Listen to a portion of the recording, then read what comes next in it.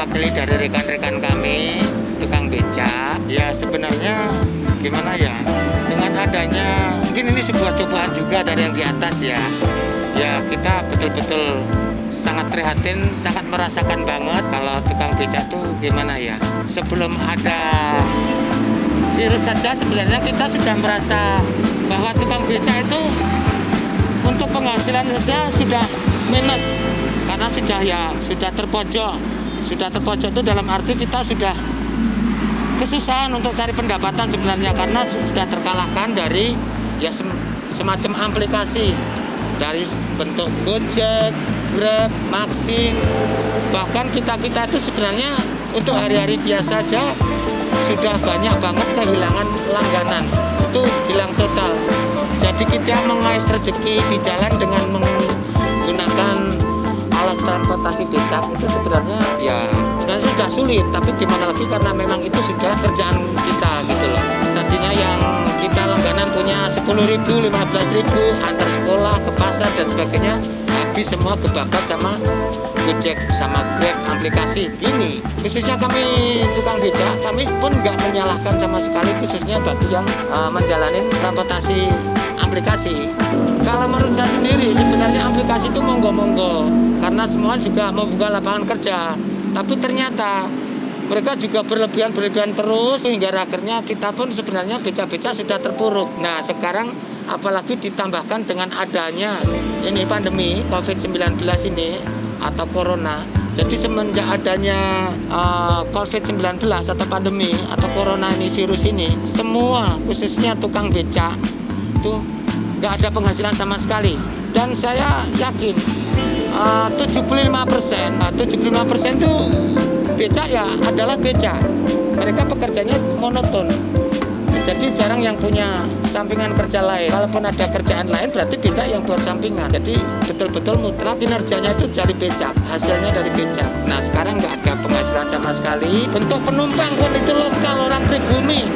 Apalagi tamu yang biasanya kita andalkan sehari-harinya, tamu pariwisata yang datang nggak ada sama sekali. Jadi selama kita nggak narik penumpang, kita sama sekali nilainya nol, nggak ada hasil. Itu yang dialami semua tukang becak. Ya mudah-mudahan kita tetap bisa ngejalanin, mudah-mudahan semua cobaan mungkin ini segera berakhir, semua kayak adanya virus atau pandemi ini segera berakhir, jadi kita bisa segera mengais rezeki lagi, kerja lagi seperti yang kita alami sebelumnya. Yang jelas kita itu berharap dengan sangat mudah-mudahan semua ini cepatnya bisa berakhir. Kita prihatin banget sampai keluarga yang di sana, saudara yang di sana, ada yang betul-betul sakit, ada yang di ruang isolasi, bahkan ada yang sampai meninggal. Kita juga ikut prihatin banget. Bahkan sebenarnya kita pun kalau dirasakan, kita pun seperti juga orang trauma, seperti orang ketakutan. Hanya karena kita ini betul-betul sebagai tulang punggung keluarga, merasa tanggung jawab. Kita juga punya anak, nggak tahu mereka anaknya masih kecil, ada yang sekolah SD, ada yang mungkin sampai SMP, alhamdulillah bangun tidur harus keluar uang, nggak tahu buat dapur, nggak tahu buat anak kecil beli ini, nah segala macam itu mas. Kalau dari Mas ini ibaratnya ada rasa kepeduliannya sama kami, walaupun ya sebatas untuk saat ini mungkin sebatas ingin tahu, alhamdulillah jadi kita menjawab dengan apa adanya tanpa harus mengada-ada. Sebenarnya kita sebagai orang yang terpojok, dalam arti orang terpojok karena kita terus terang kita penjual jasa hanya dengan alat yang sederhana, becak. Kadang ada penumpang, kadang enggak. Nah, tapi kita tetap enggak mau mengada-ada, kita menjawab apa adanya.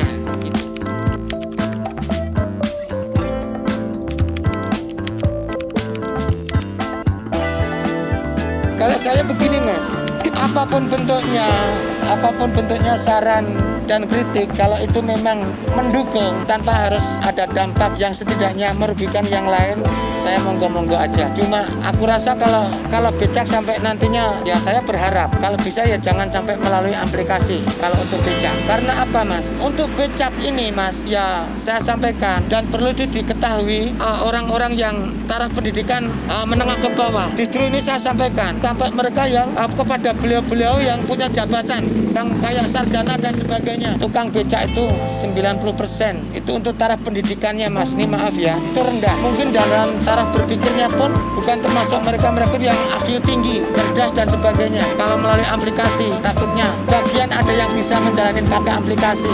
Untuk yang lainnya, tukang becak yang lainnya pegang HP aja susah, ini gimana cara mencet?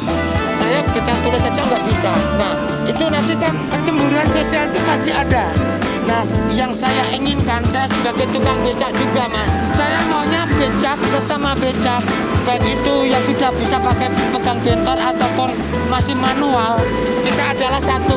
Jangan sampai nanti menimbulkan kecemburuan kayak mereka bapak-bapak yang usianya mungkin sudah menengah ke atas, karena mereka juga kerjanya juga monoton dari becak, nggak ada kerjaan sampingan ya, mampunya cuma dari narik becak. Jangan sampai mereka lebih terpojok lagi karena ini becak pakai aplikasi sementara saya nggak bisa ya.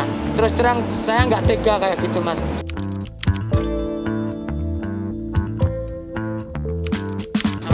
Betul, itu harapan saya sebagai orang bawah Mas. Tolong segala sesuatu yang mau direncanakan sebelum itu nanti sampai semua terlaksana, betul-betul dipikir sampai matang. Jangan sampai nanti menimbulkan demonstrasi, karena dengan adanya demonstrasi berarti masih adalah sesuatu yang belum pas. Sebenarnya kita itu Jogja tuh, kita tuh betul-betul merasakan istimewa. Tapi keistimewanya itu di mana? Biar semua, baik itu tukang becak betul-betul merasakan istimewanya. Jadi tamu pariwisata mereka merasa nyaman istimewa, becak pun juga bisa merasa nyaman dan istimewa. Karena becak pun juga masih tetap diakui sebagai alat transportasi pengguna jasa juga. Apalagi untuk menuju lokasi wisata, syukur-syukur ini Mas, becak tetap ditunjukkan. Itu jadi pilihan karena kita tanpa harus melalui aplikasi. Kalau aplikasi Mas, terus terang enak banget sebenarnya Mas. Kita duduk manis dengan santainya, tahu-tahu ada order masuk, tinggal siap berangkat. Kalau becak Mas, kadang sampai dari pagi sampai siang, nah belum dapat penumpang. Ada penumpang 10.000 aja, 15 nggak mungkin dia mau naik becak. Sekarang aplikasi Gojek udah dijemput ke rumahnya. Kita cuma jujur dari mengandalkan dari tamu pariwisata, nggak tahu itu tamunya yang dari jarak dekat kayak Solo, Semarang, atau mungkin yang dari Jakarta, Bandung. Kita pun terkadang sampai sudah Mas itu. Kita jual, kita tawarkan transportasi becak ini murah banget. Sama, padahal kita juga udah pakai bensin 10.000, 15. Ya, monggo naik becak, mana tujuan mana. Udah segini aja daripada kita nggak narik terkadang. Nah, itu. Maka ya ini mohon dengan sangat rakyat kecil itu betul-betul difikirkan. Jangan sampai nantinya rakyat kecil alah cuma tukang becak, biarin aja. Jangan sampai, tolong banget. Sebenarnya kita juga punya harapan, kita juga punya gagasan, kita punya keinginan jadi orang hebat juga. Hanya karena faktor dana yang kita semua nggak ada. Kita pun hanya berharap mudah-mudahan, ya udahlah, serba keterbatasan pada kita jalani, kita syukuri. Hanya punya harapan mudah-mudahan nanti anak kita aja yang jangan sampai begitu.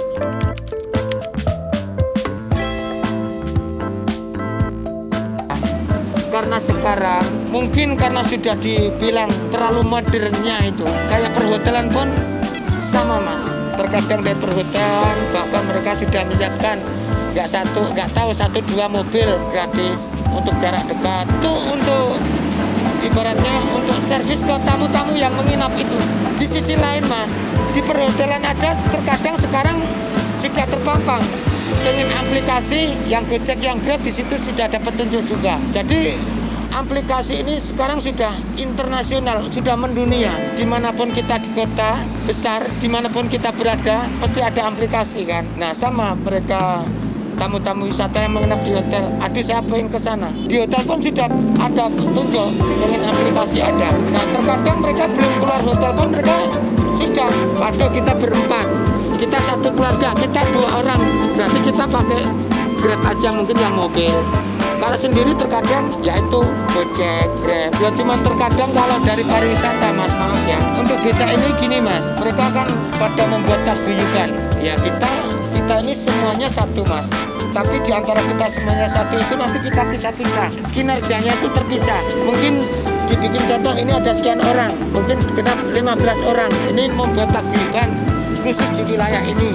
Nanti sebelah sana berapa orang khusus wilayah sana. Kita ini bisa ngambil penumpang dari sana dengan catatan satu. Karena kita sudah ada transaksi sebelumnya, mungkin sudah ada janjian sama tamu sebelumnya, baru kita bisa kayak gitu. Jadi nggak menimbulkan perdebatan sesama yang lain. Terus kalau untuk kerjasama dari kayak hotel kayak gitu, kita sebenarnya nggak ada kerjasama. Cuma kita punya paguyuban kadang di depan hotel. Di situ pun sama mas, kita cuma menunggu dan menunggu mas. Siapa tahu dari hotel itu nanti ada yang keluar mau naik becak ini. Sampai sehari juga nggak ada. Nah terkadang sebagian mereka ada nanti yang di lapangan. Kayak di sepanjang Jalan Malioboro, mereka yang tamu yang tujuannya ke Malioboro, menikmati suasana Malioboro, jalan-jalan. Kemudian abang-abang becak itu terkadang gini mas, barangkali Pak di Jogja selama liburan pengen tahu yang sebenarnya untuk tempat belanjanya, cari oleh-olehnya, pengen untuk dibawa pulang, tos yang nganter Pak Bu, nanti 3 lokasi 15.000 diantar, ditunggu belanja, kembalinya ke Malioboro lagi boleh.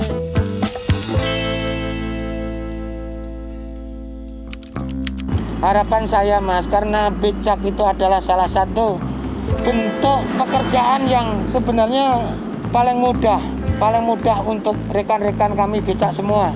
Jadi karena kita itu nggak ada pekerjaan lain, usaha cuma dari becak mas.